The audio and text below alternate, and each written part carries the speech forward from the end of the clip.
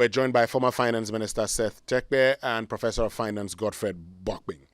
So let me start off with you, Honorable Seth Terkper. You've heard the President, you heard from the UNDP Regional Director. The suggestion is that these rating agencies could be biased against Africa. You've been there, you've seen the ratings. Have you at any point felt same? And now that you've been out there dealing with them, dealing with the financial markets and all of that, do you feel that the rating agencies are biased against Africa? Yeah, thank you very much. Let me begin by saying that there are social, political, and other biases against Africa from centuries, especially since slavery and other colonization. And so I'm not about to deny, any bias against, Africa. But I think we should also own up, in certain instances. And let me pose a question. What is an African market? In 2015, and let me be very specific, in 2015, up to 2015, all the bonds, the domestic bonds we are talking about today, were treated like treasury bills. And it was Bank of Ghana that was issuing them, refinancing them, in conjunction with the Ministry of Finance on behalf of government. Okay. It was only in 2015 that from our book building experience on the external bond market, when we do the sovereign bond, we decided that we should adopt that method, took the bonds from Bank of Ghana and put it on our own stock exchange for the secondary trading of those bonds. Immediately, the market started to develop very fast. Banks, pension funds, people in the diaspora started to invest in those bonds. Today, we are doing a domestic debt exchange. Is that how to develop, a domestic African market? So I think that, secondly, let me also say that before I get to the other point, much of what has happened, we had academics. I'm on with Professor Bokpin. They were out there saying that the situation where we were using total revenue, not tax revenue, total revenue, to cover only interest and compensation was unsustainable. And we needed to do a reversal. That preceded COVID. In fact, it had crossed tax revenue and was consuming total revenue before COVID struck. As it is a debate we have had, on your good program several times. Okay. Could we have paid heed and pulled back? And let's also be careful also when we say an African market. You remember the last facility, last two major facilities? Yes, we'll get to the African market shortly, but I just want to understand something. I want to set the tone properly. So you say there are biases towards Africa. What I want specifically, what I want clearly is that do these biases towards Africa translate even into how the ratings agency grade and sometimes downgrade or upgrade us? I'm sorry. I was finishing my contribution. Could you repeat your question? So my question is that since you've talked about biases against Africa, I am asking specifically, do these biases lead to the upgrade or in most instances the downgrade of Africa by these rating agencies? We cannot continue to generalize. We are dealing with the financial market. And I think that is important. We should bear that in mind and therefore be careful when we are dealing with the, financial markets. We were getting close to 70% and found a solution in the second fund in order that we could, take off His Excellency President Kufuor's bond. We took up to 2/3 or so out of our own, revenues. We did a 2015 bond at 10.2. Because of these measures, the rates came down to about 9%, for the 2016 bond. So I'm saying that, Yes, in as much as I'm acknowledging that, I'm saying that we must look internally to what we also do. And I don't know whether we went off, but I was giving examples. And I'm saying that in the case of those, I was giving 3 examples. One, I said that the domestic bonds which are in a debt exchange today were being housed in Bank of Ghana like treasury bills. It was in 2015 that we put them for the secondary trading, that is those who want to buy and sell. They were not available for buying and selling. We put them in the Ghana Stock Exchange, and it became available for, buying and selling. Indeed, today, if you add what we call the government fixed income market to the other fixed income market, that is where rates are the same, it is the largest on the Ghana Stock Exchange. What is an African market? That is a typical domestic African market that we were developing. Okay. Why haven't we been able to meet those commitments? Why do we have to be doing a debt exchange? Is that how to develop an African market? We'll come back to that shortly. Let me bring in Professor Bokpin. We'll talk about the African market, and we'll talk about even the role that these rating agencies may have played in our own challenges domestically, in the sub-region, and in the region. But Professor Bokpin, you've heard Honorable Terkper make the point that you cannot discount the fact that there could be some biases. From your point of view, do you agree that there could be or there are some biases against Africa? Yeah, thank you very much, Winston, and good morning to our listeners. I agree with Honorable Seth Terkper that, yes, there is some level of bias against Africa, but it's not only Africa, against low-income developing countries. Of course, majority of them, you will find them in Africa. So if you look at the way the rating agencies work, the methodology, what drives the rating? You have global factors. Let's call those one maybe global push factors. You also look at country-specific pull factors. You see that how the role these 2 main factors play, especially in the secondary market. The secondary market in terms of the Eurobond transactions. In the primary market,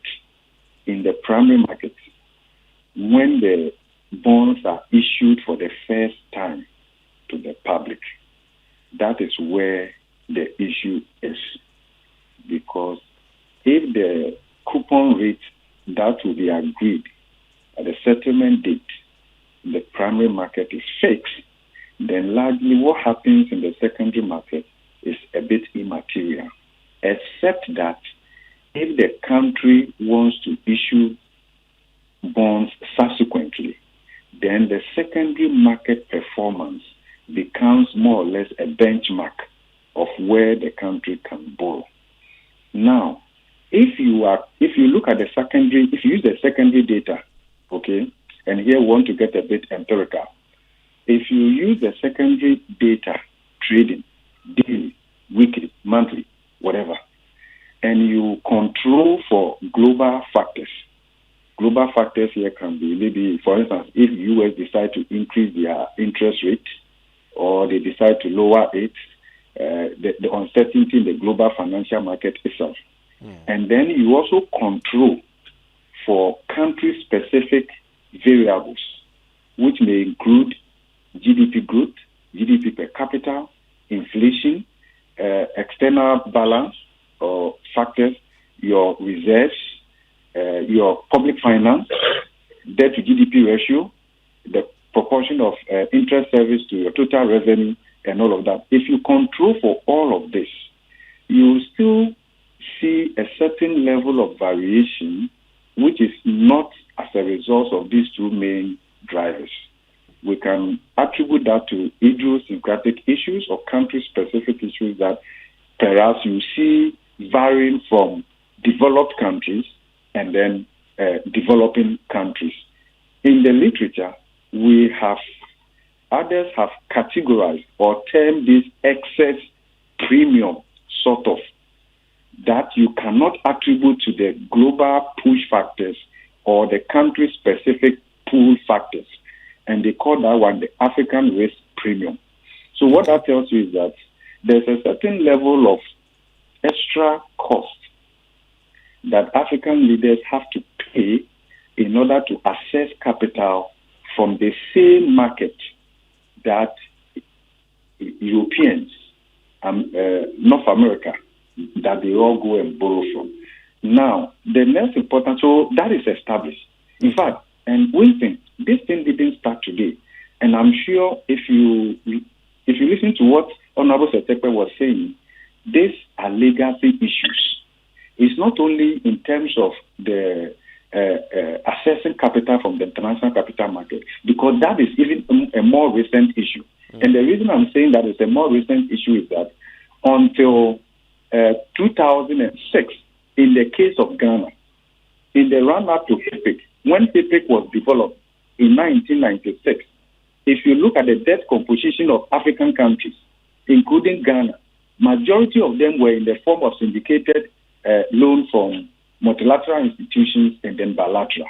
Okay. The interest rates were not particularly exceptional. Okay.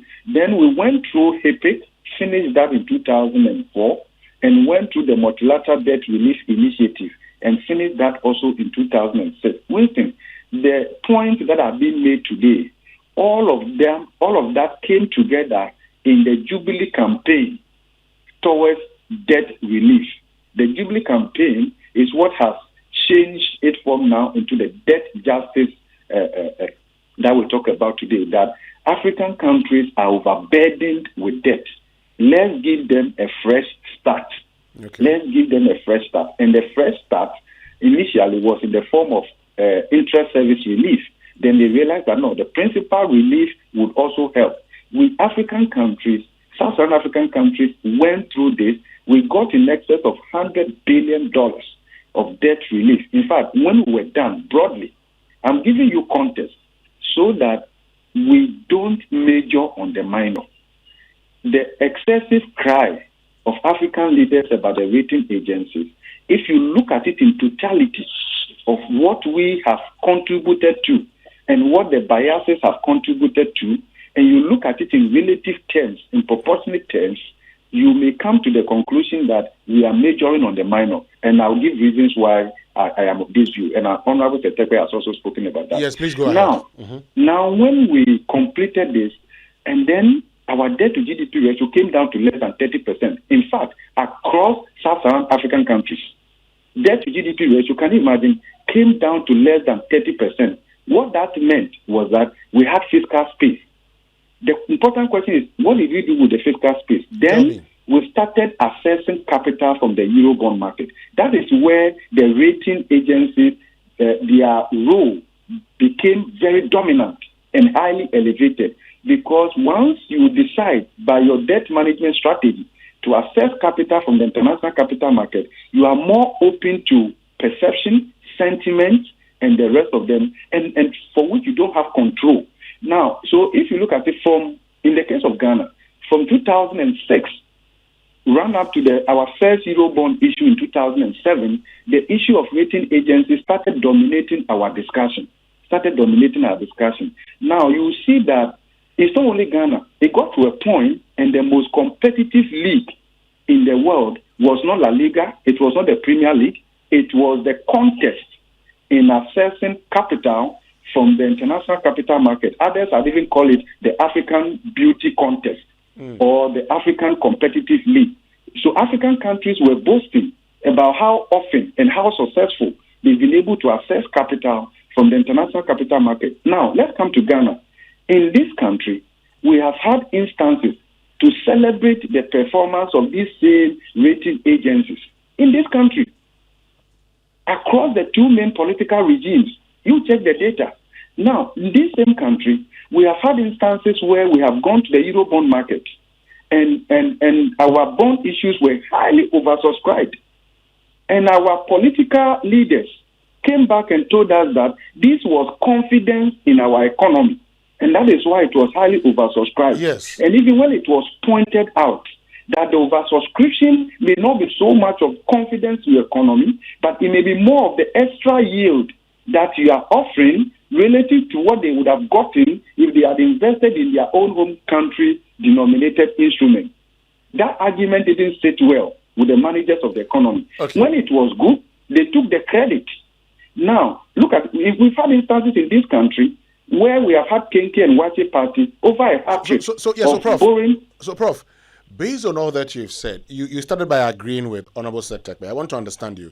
Is it your argument that, yes, there's that bias, but Yes, we have also played a role in our downgrades and where we find ourselves today? Is that your position? precisely. And Winston, maybe let me just finish it this way. Yeah. Hello. Yes, I'm listening. Go ahead. Honorable Seth Terkper also spoke about it. The domestic financial market. Put that one side by side with the international capital market. And now look at the interest rate at which Ghana was borrowing from its own domestic market. And compare that to the interest rate or the yield on the international borrowing. Of course, one denominated in dollars, the other denominated in cedis. There's a way to account for that. If you account for that, you will see that from the turn of 2000, in fact, towards the end of 2021, you will see that even in the domestic market here, local investors had downgraded the government in a worst case scenario than the rating agencies. You check the data and you will see that government excessive displeasure about the rating agencies actually started towards the end of 2021. Okay. Heading to 2022. So you will see the Ministry of Finance taking on Moody's and the rest of them when we were downgraded. At that time, even in the domestic market, you will see that the yield in government instrument had started rising.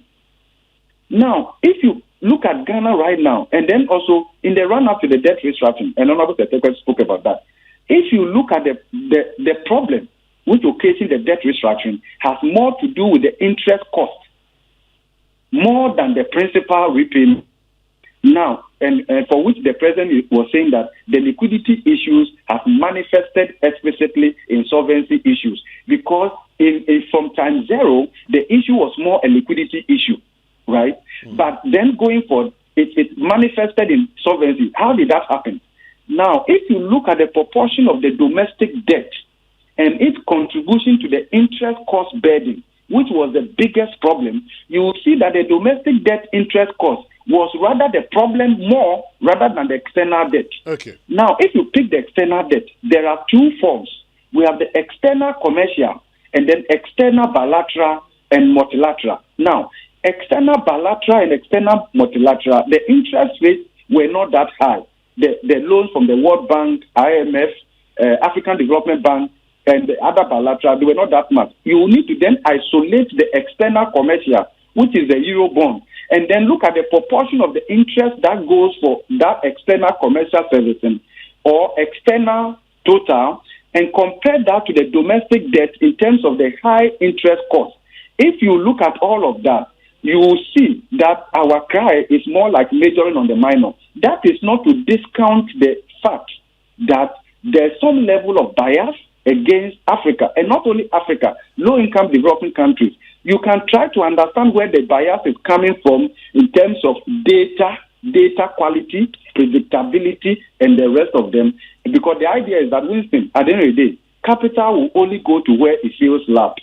If you want capital from the international capital market, then you have to align your system and the economic fundamentals to suit that. Because capital will only go to where it feels loved.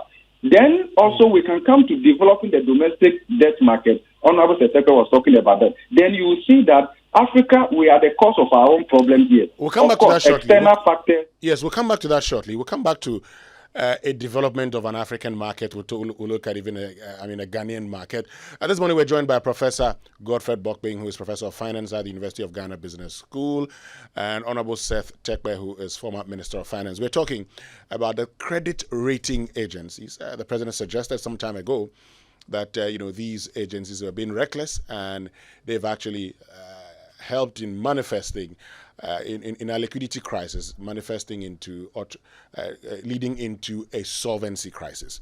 Now we want to look at the second leg of the conversation. So we've understood the issue that there seemed to be some bit of yes, while there's some bias, we have also played a role because actions over the period has led us into this kind of a situation. Honorable Seth Terkper, the president suggests that it's time we considered an African ratings agency, African markets maybe, and the way to go. First of all, let's start from the African ratings agency, its feasibility, and let's look at how that can transform the way we do things in our country, sub-region, and the region. Oh, thank you very much. I guess as we've been able to establish AFCTA, if you compare it to the European Union, Common Market, and others, everything is feasible if you want to apply yourself to it. We have the African Union, another, even in West Africa, we have ECOWAS and others. So it is quite feasible. But the point is that, what are we going to do with those institutions? And that is what I was trying to develop, from our own domestic debt market. And I'm saying that when we are having this discussion, we should look to the fact that the consequences of the way we have handled the fiscal in particular has affected our domestic market. And when you talk about an African market, it includes its domestic market. And that's where I was developing my point and giving examples. But before I get to that point, let me look at continental financial institutions. Please go ahead. And I was saying that if you remember, when the last major external market deals that we did were the zero coupon, bond, which we were told was, an initiative never happened before. And some of us were saying, let's be careful, because we gave up 150 million, got a net of 350 million. That was trouble because the interest rate is about 33%. We had to pay the interest upfront, and that debt is due next year or 2016. Now, secondly, AfriExim. You remember when we borrowed from AfriExim, our own institution, which was in Accra, where the president made a point. You remember they took their interest upfront, and the principal remains likely to be part of the debt exchange that we are going through. So let me come domestic. So I've given you two examples, one including an African institution that was so jittery that it collected its interest upfront as a hedge before we got to that 600 million. That was the last major that we did. Let me come domestic. And I'm saying that until 2015, we did not have marketable domestic bonds. That's where tradable or marketable distinction comes in. These bonds were issued by Bank of Ghana, just like many, developing countries. But we had become a middle-income country. That is one thing we must bear in mind, that Ghana is a middle-income country. Now, we brought its dealings, as Professor Bokpin said, to the stock exchange, Ghana Stock Exchange. And by adding the government fixed income market to the other fixed incomes, it became the largest within a matter of 3 years or so of our domestic, stock exchange. It became tradable. It allowed government, not to worry about, the turnaround of the bonds if it needed to be refinanced. And the market was green. In other words, one pension fund is receiving pensions and is investing. Another one, or the same one, has to pay pensions, and it comes to the market, liquidate the bonds, and then it's paid, right? So the market takes care of those transactions. What government had to do, which we did as part of the 2015 bond that we used to restructure, and the thinking fund was to make sure that we did not burden that market, the domestic market, with excessive government debt, so that it continues to remain liquid. Mind you, we needed the money we were putting into the sinking fund. We needed it.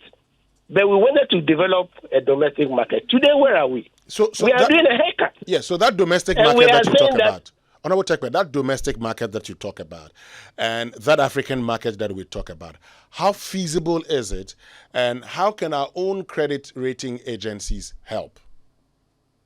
I'm developing a point. I'm saying that if we have a domestic rating agency, how would it rate our domestic market? Because it is part of the total market, how you perform domestically. It's part of it. So how would an African rating agency or a Ghanaian rating agency, and as Professor Bokpin said, our investors, pension fund and whatever, they are rating the bonds. They are picketing. That is rating. It is not formal.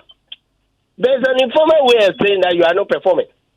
And that's the point I'm making, that it is very, very important for us, to begin to pay attention to the things that ail the economy. That is a more fundamental point. The things that ail the economy are the fact that you are borrowing and you are not paying. Right? Yes, we have developmental needs. When China was in such a situation, please Google China rating. Google China Development Bank rating. Google China Exim Bank rating. They have investment grade. Did they have biases when they started going to the market? Of course they did. 30 years ago, they did.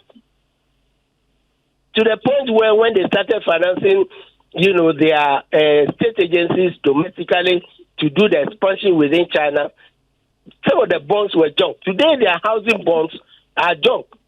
But the two institutions that are pillar from whom we borrow and which is the engine for development in China are rated. So I'm saying that until we can develop an African market, if we want to be in the external markets, they have, the basis for doing things, and we have to do it. And let me give you another specific example, domestic action relating to that. When we started taking off from the sinking fund, the first sovereign bond, you know that by 2016, we had paid off 336 million, close to 350 million of the bond, and we had refinanced 200. The yields began to drop. The interest rates on those bonds began to drop. When we were doing the 2016 bond, we had to make a disclosure that we were buying our own bonds. Immediately, the bonds were no longer tradable. If you ask market people, the 2023 bond is not tradable. Today. Now, the point I'm making is that once that happened, we were not able to use the sinking fund money to buy back the remainder, the 200 million that is left of the bond, because we had paid 350 approximately. We had used 200 of the 2015 bond, to refinance and stretch it. The remaining 200 was not. And they kept it at the maturity, hoping that they will be. And that is why it was the NPP that used that money, 200 million, out of the 200 out of the 250 million, the sinking fund, to pay off the 2007 bond that matured in 2017. And that is one of the factors that paved the way for the NPP to be able to borrow as it did. Okay. One government did a sacrifice. With 3 oil fields, we did not continue. Do we have to blame external rating agencies for these factors? So I am giving these examples to show, that if we devastate our domestic bond market, we will be in a similar situation, and that the answer lies in proper debt management, proper macroeconomic management, and making provisions. We spoke to Philippines, and Philippines has in their constitution, just as we have the sinking fund in our constitution. The only rider is that I would say may. It doesn't say shall. The Philippines is very good at, paying up to 70% or so of the bonds that they borrow. Okay. That was what we were imitating through the sinking fund, through even other factors that affect the economy, like the stabilization fund. So as Professor Bokpin is saying, they say charity begins at home. I don't think an African institution, will be so liberal. Mind you, African Development Bank, which is promising to help us and others, has U.S., Canada, and others sitting on their board because they have invested in it. Yes. Are we saying that we are going to establish an African institution without participation, in the world? And wouldn't such an African institution face the same bias that we are talking about? Because much of the investments in the market, the money that will be available, like the Dubai emerging markets in Middle East. It's not just the Middle East that invest in it, rich as they are. Okay. The advanced countries also develop it. So I think that, yes, once we acknowledge the bias, we must note, that we must look at our own indices. And as I was saying, we started saying before COVID that we were moving in a certain direction. That is by that time we're using interest and compensation only. So let me bring in Professor Bokpin at this point, Honorable Terkper. Let me bring Professor Bokpin in. And this morning we're having a conversation about rating agencies. We're looking at the possibility, maybe the feasibility of having an African ratings agency and how that can in itself help our current situation. Professor Bokpin, so let's look at the possibility of having our own ratings agency. Would that even be taken seriously by the international capital market? Yeah, that is a fantastic question. And I'm sure Honorable Seth Terkper has dealt with this, and I agree with him. The easiest route, and probably would have been the laziest approach, is to fail to acknowledge your own weaknesses and suddenly assume that if we had our own institution, they will understand our level of corruption, they will understand our fiscal indiscipline, they will understand the policy uncertainty, and therefore they are likely to align their methodology to reflect who we are. Then in that case, that institution must be ready to provide you with the money. Remember that capital would only go to where it feels loved. Winston, let me give you an example. In our effort as a country to attract capital, this bias, there's one that we create ourselves, and there's one that is imposed. Now, capital can come to this country to complement the limited we're able to generate through Eurobonds, external debt. It can also come in the form of foreign direct investment or portfolio flows. Winston, do you know what we have done as a country? Tell me. In order to attract foreign direct investment, look at the way we have amended our local laws, granted tax reliefs, exemptions, and all kinds of things, in order to attract foreign capital. So you look at it. Look at the fiscal expenditures, that tax expenditures that the country has to incur annually in order to attract another form of capital from outside the continent. If you estimate that tax expenditures in terms of concessions, laws we have to revise, we even make it so attractive to foreign capital against domestic private capital. This country has done it. Sure. We have aligned our system to be more receptive to foreign capital than growing domestic capital. This country, we have done it. So what is the cry about rating agencies? We ourselves, through laws that we have taken through Parliament, we've made it more conducive. We've traded off. We have sacrificed.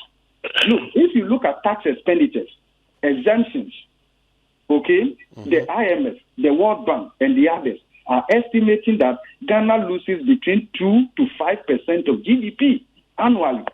Tax expenditures. If you cut this, that's what I'm saying that, look, as a country, let's sit down holistically and look at all these things so that we can properly advise the president before he speaks. Okay? It's very, very important. So within here, this is what we are doing in order to attract foreign capital. We give them tax holidays. We give them this. We give them that. We give them that. All in order to make it attractive for foreign capital to come here. It's not only Ghana. Look, Africa, Winston. Hello? Prof, I'm listening. Africa, our infrastructure deficit is estimated to between $130 to $170 billion a year in infrastructure needs. The financing gap for Africa is estimated by the African Development Bank to be close to $180 billion annually. Okay. The question is, would Africa be able to close this financing gap by harnessing domestic capital alone? Can we? The answer is no. So what is it that informs this? Then you will see that the global investors command in excess of $100 trillion in fund management. So it means that there's excess capital somewhere else. And that is why we have aligned our laws, all of that, enabling environment, so that we can make it attractive to foreign capital. Then come to what we do ourselves, Winston. That is the section B. And always the marks are in the section B. Winston, let me give you an example. Please go ahead. In this country, the Ghana's high net worth individuals, some of whom are ministers in the current and the previous, they themselves don't feel safe keeping their money here. Really? They have offshore accounts in Cayman Islands. Ask them, why do they keep them there? Not only politicians. Why do they take them there? Because they feel safe. It is safer when it's there, even when the interest rate is very low. Our heritage funds, where do we invest it? And what is the level of interest yield that we get from that? It's not only Ghana. The high net worth estimation for Africa is over $900 billion. More than 60% of that are held outside African financial markets, because the African rich, sometimes they are afraid of our own politicians who come after them. Okay? And therefore, these same developed countries have established what we call financial secrecy jurisdictions, where they receive funds from Africa, sometimes stolen. These multilateral, bilateral, they could decide to even give the money to Africa for free, no interest. It will not change much unless Africa addresses the issues of corruption and the rest of it. Let me give you an example. The total aid, this was African Union study. The total aid in those days when we were receiving aid, like the way we feed our children with breast milk, equity. African Union own study revealed that more than 30% of the aid that African countries received ended up, they went back. More than 30% actually ended up in those countries where they came from through corruption, which they sent back to their financial secrecy jurisdiction. Okay. You can talk about Abacha, you can talk about Mobutu, you can across. Let me get your thoughts on this particular issue, Professor Bokpin. Let me get your thoughts on this issue. There's a message somebody sent. He says, Winston, the simple and central question to ask on credit rating agencies shutting Ghana out of the capital market is this. Did Ghana wish to continue borrowing, given where we've sunk in debt? The agencies did us a favor by taking away the drug we've become addicted to. We must accept the downgrades from these agencies as long as we accept their upgrades. As for an African rating agency, it will only work if we are raising the debt from Africa and not Europe. We can't eat our cake and still have it. I'm sure you'd agree with this text message, Professor Bokpin. Yes.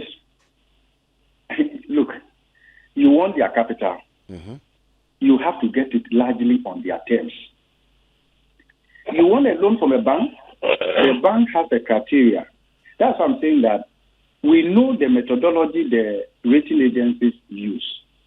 Part of it to scale up is to align our own data and management with that, so that we can scale up our rating. As I said, this government, including the previous government, we've had instances where we have celebrated the ratings of these agencies, largely the three of them. Because when we talk about the rating agencies, in any case, Africa, we have some rating agencies here. Okay, some are in Mauritius, some are in, even there's one in Nigeria. There's one in Ghana that rates more corporate bonds and the rest of them, right? So to scale it up to that international level, then we need to be very careful how we move this conversation forward. Let me bring in Honorable Seth Terkper at this point. Because we need to be, wrapping up shortly. So, Honorable Terkper, it looks like until we are prepared to do the right things, we just can't get up and say we're setting up an African ratings agency. Because if we do the wrong things, it will come back to haunt us, wouldn't it? Of course, yes. And I've already given examples of our own, African institution, Afrianism, by the way, from whom we're going to get the $600 million that was aborted to pay the IPPs. They are willing to come in. But when the situation is bad, remember they have externals on their board, and they would insist, that they deal with the country, by market standards. And that is why we have to pay them the interest up front to be able to get the last facility that we got from them. And if we don't improve the situation, despite it being an African market, unless it wants to go down, with the countries, because they're also borrowing. I read brochures and things from, the last event, 30th anniversary that we hosted. And they're in the Caribbean. They are lending in the Caribbean. So it means that the Caribbean soon is going to be competing with Africa, Guyana and the rest, Trinidad and Tobago. So our own institutions have to be global in order that they can be solid to get the resources to be able to finance, African institutions. And let me get to a quick point which Prof made. Yes, we must grant incentives. And we did grant incentives, and our laws allow incentives. In fact, Professor Mills at the point, in the revision 2000, Income Tax Act, moved, to the Ministry of Finance and advocated, that the incentives we give ourselves should be available to Ghanaians. That is why today in the tax law, it is indifferent whether you are a domestic investor, you can take your tax holidays, you can take your other, accelerated depreciation, and the rest. I know the history of that. But when we do things in excess, what is the consequence of all those tax exemptions that we are given? The consequence is that, let me point to two consequences. We now have to impose levies to be able, to domestic levies. So you are only shifting the taxation you are granting, to externals, to domestic, the number of levies. And then you distort, the VAT, regime and others by blocking input tax credits. And as a result, second consequence, we are going to struggle, to create an austere environment for the IMF program. Because one of the things is for us to boost, domestic tax. And if you do that, our tax is flat. It has been flat from 2015, 2014, 2015. As a result of rebasing, and it's been flat. And we are not reducing expenditure. So how are you going to reduce deficit? All right. If you are as a consequence of all these things. So I think it's very important. The question is very important. There are diasporas, when you travel, who have started investing in our bonds. We say what issue diaspora bonds and the rest. We can christen it diaspora bonds. But once the domestic market is happening, and you've heard interviews. I had an interview on Joy FM. One of the people who was picketing said that he took his, a pension from the UK or something and came to invest in Ghana because of, the way the market was in. We are destroying that market. So our diasporas who have the option of investing, in America, in Europe, and the rest, do you think they'll bring the money just because it is Ghanaian or it is African? So I'm saying that we had the framework, and the current government contributed to it when we had the oil revenue, and we said we should use it, some for the budget. We should use part to attend to our debt. We should use part for the stabilization fund, to remove the swings, the up and downs. Okay. Today, all those funds. Yes, we invested the heritage. We advocated putting the heritage fund in an external market. Yeah, point that was Bokpin made. But that's because the ABFA is available, in cities. That's because the part of the stabilization fund is available and is going into the research. And when you are creating a portfolio, you need to balance it. Okay. With external. And the heritage fund being a long-term fund, we did not want to invest in it, assuming if we had invested the heritage fund in the Ghanaian market to boost it. Well, we probably may have been experiencing debt etching at this point, but that's all time would allow us. Unfortunately, it's been a great conversation. It is just the first of many conversations to be had. Thank you very much, Professor Godfred Bokpin and Honorable Seth Terkper for joining us this morning here on the Super Morning Show.